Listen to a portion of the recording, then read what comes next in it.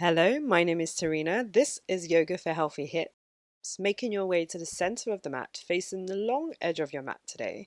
Feel free to grab a couple of blocks or, as always, any other props that you like to use in your practice. And then bring the hands to either side of the body, starting to get strong in the legs and in Uttanasana, rooting down through the feet. Pull up through the quads, rooting the tailbone downwards, engage the glute. Belly button pulls back towards the spine. Relax the shoulders, lifting the chin parallel to the floor. Closing the eyes down. Just taking a few moments to start off our practice with a little bit of centering. So deepening that breath, allowing the belly to expand on your inhales, creating space for your lungs. Exhaling, get rid of all of that air. Take a few more rounds of breath, find your rhythm, set the rhythm that you would like to use for the rest of today's practice.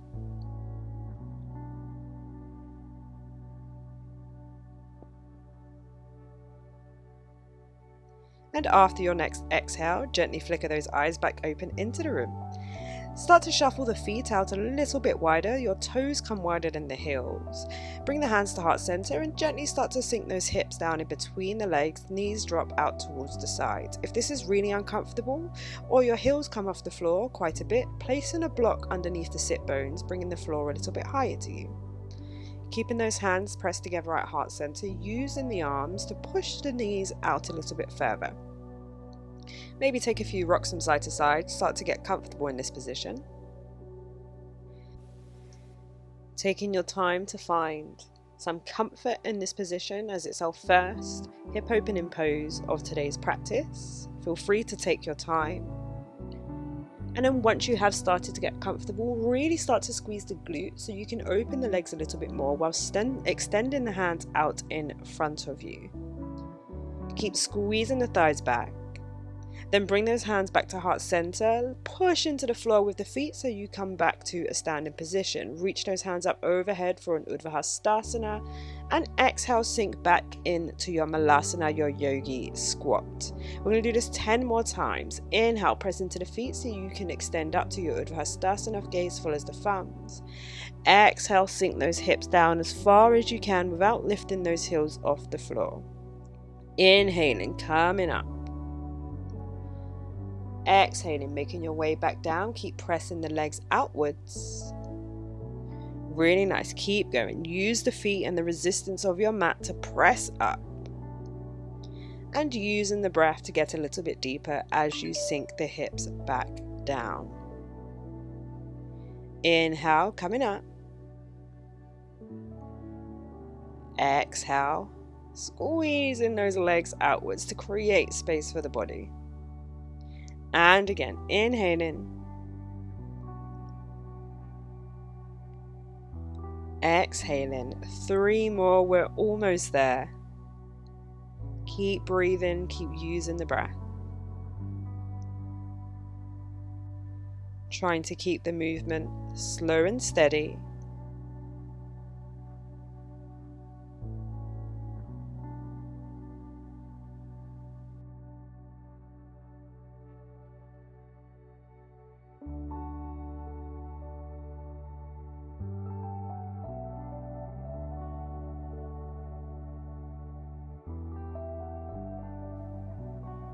This should start to burn in the thighs. Keep pushing through. We're on our last one. Inhale. Push those legs. Exhale. Sink those hips down. Back into a Malasana. Really nice. And then extend those hands back out in front of you for one last activeness here. So really squeeze those glutes. Squeeze the thighs backwards for 2 more breaths.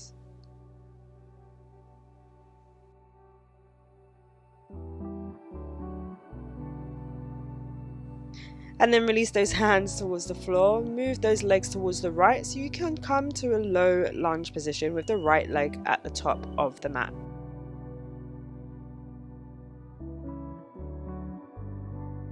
Bringing the hands together, interlacing the fingers so you can place the hands at the back of the head. pushing the elbows out. On your inhale, shift your hips back slightly so you're gently starting to straighten up that front leg. As you exhale, sink back into that front leg. Inhale, push those hips back. Exhaling, sinking back in.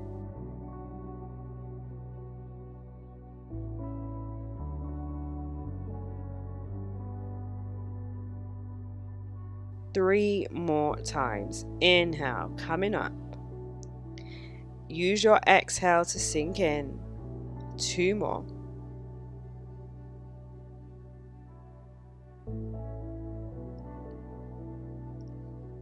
Last one. Hold in here at the bottom. Keep squeezing the thighs. And then release the hands to frame that front foot. Tuck the back toe under. Straighten up the front leg slightly so you can pivot the feet round. Come to a gentle forward stance, a wide-legged forward stance. And then keep going with the hands so you're in a low lunge on the opposite side. Left leg facing the back of the mat. Interlace the hands together, bring them behind the head. Let's take that same movement on the left side.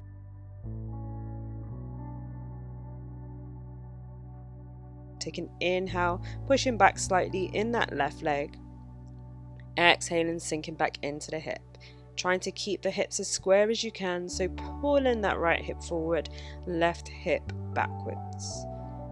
Use your breath. Keep pressing the elbows back if you can. And enjoy this movement.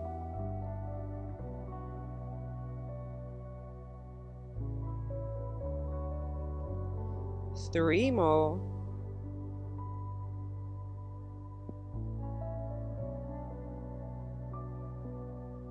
Two.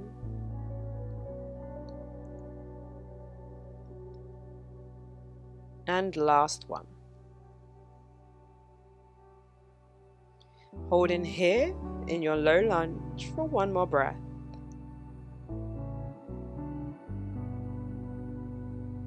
Before releasing those hands down to frame that front foot, tucking the back toe under, pivot those toes back round, gentle wide-legged forward fold, and keep going with the hands. Frame that front foot at the top of the mat so you can just step it back to a downward facing dog. Stretch out the shoulders and the back, maybe by exaggerating the bend in the knees.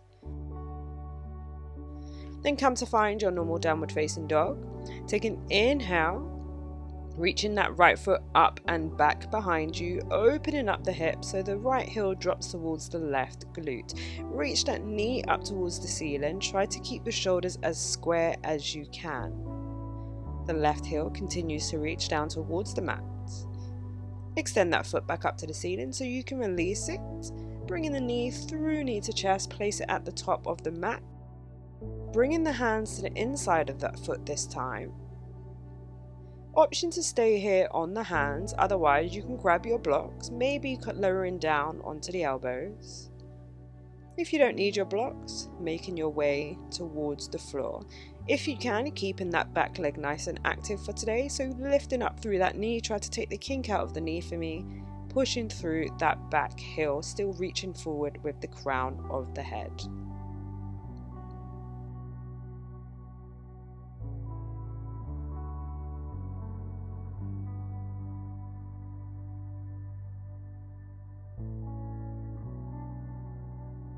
Then after your last breath here, this time let's drop the knee down towards the floor and tuck the back toe.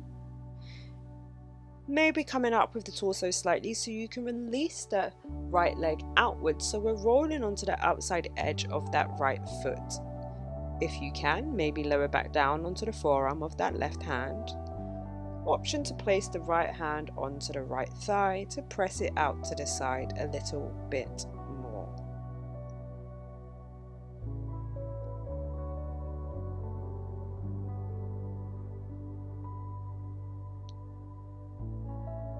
Try not to hold the breath here.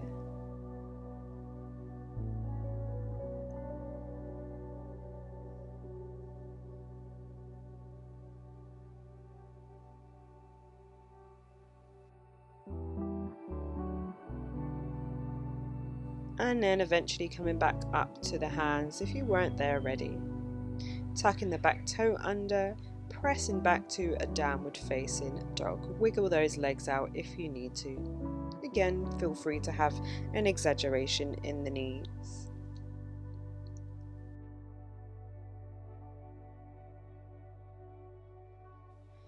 Before finding a normal downward facing dog, let's go left side. Take an inhale, reaching that left foot up and back behind you. Start to open up that hip by reaching the left heel down towards the right glute.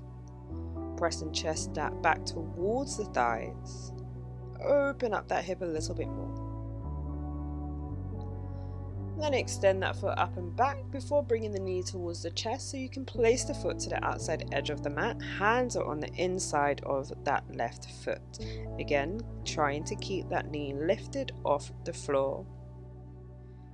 Option to stay on the hands or take the variation you took on the other side. So either using the block so you can come down onto the forearms or maybe just coming straight down to the floor. And today is about finding openness and mobility in the hip. So if you need to move around here, feel free to do so. You might want to take some rocks back and forth. Trying to keep the knee in line with the ankle. Before dropping that back knee down to the floor, untuck the toes. And then eventually rolling onto the outside edge of that left foot. Try not to roll completely on the ankle, so you're still trying to keep that intact and in line. So you want the opening to come from the hip rather than the ankle joint.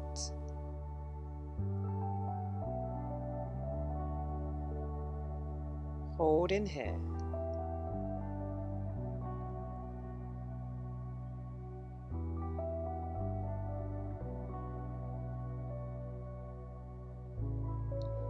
And then eventually making your way back onto your hands, tucking the back toe under, lift yourself back to a downward facing dog. Wiggle the legs out as you need.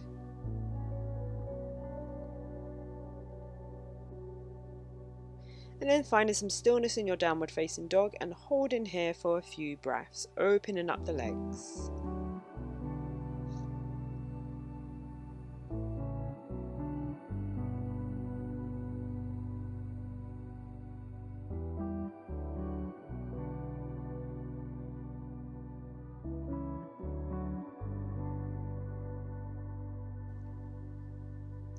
On your next inhale, reach that right foot up and back behind you. Exhaling, bring the right ankle to the left wrist. The right knee comes behind the right wrist. Finding your pigeon pose. As always, take a moment here to really find the position of your hips. Try to square them off. If you need to place a block underneath that right glute to help you, that's absolutely fine, or any other props that you may have. Once you are comfortable, you have the option to start to lower the arms down towards the floor for your sleeping pigeon. Again, option to use the blocks underneath the elbows. Holding in our pigeon.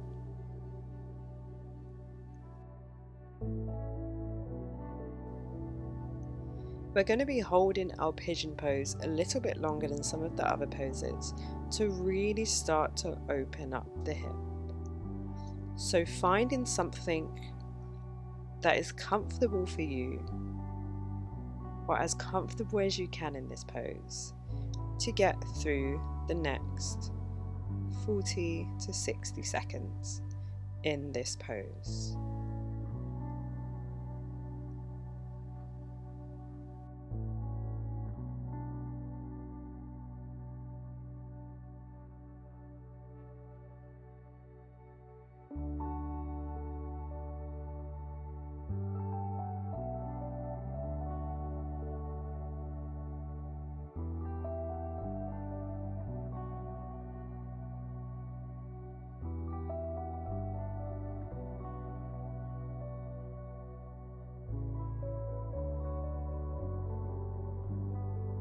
And then coming back up onto the hands if you were down on the elbows.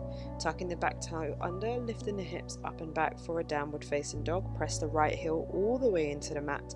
Once you've arrived, have a gentle bend in the left leg.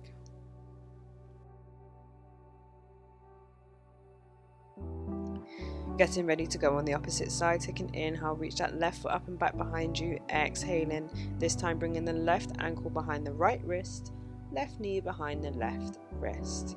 Take that moment here to figure out what works for you in the hips. Find that alignment before making your way to the position that works for you today. Remembering we will be here for a little bit longer, so maybe bring your attention to your breath, or maybe the music, or something other than the sensation that this pose is bringing.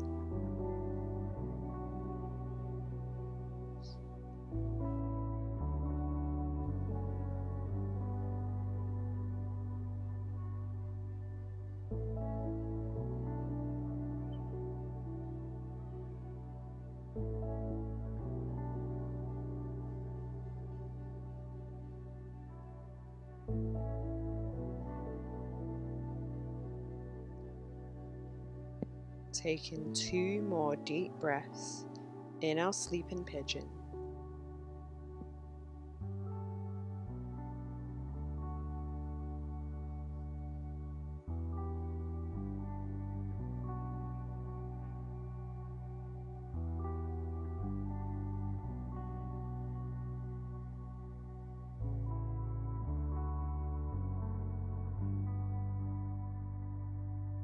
Before making your way back up to the hands if you wasn't there already.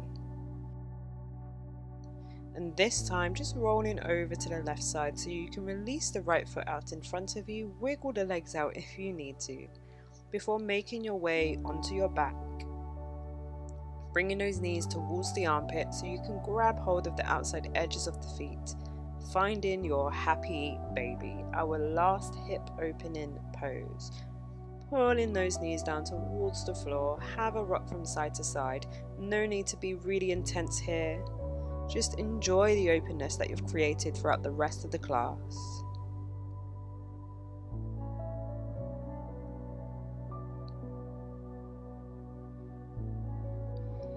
And holding here in our happy baby, finding some stillness if you have been rocking from side to side. Taking this time to enjoy the openness in the hips.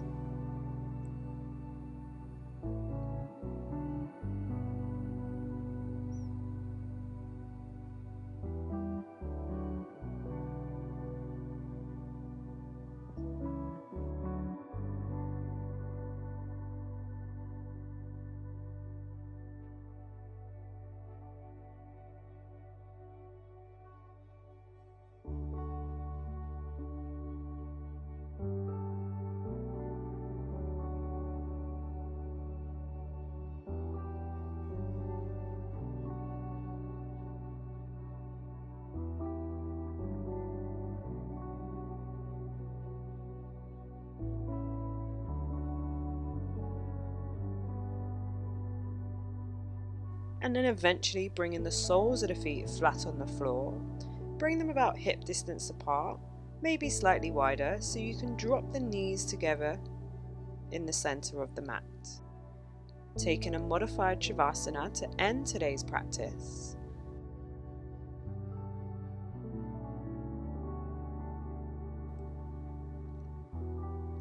As always, feel free to stay here for as long as you need.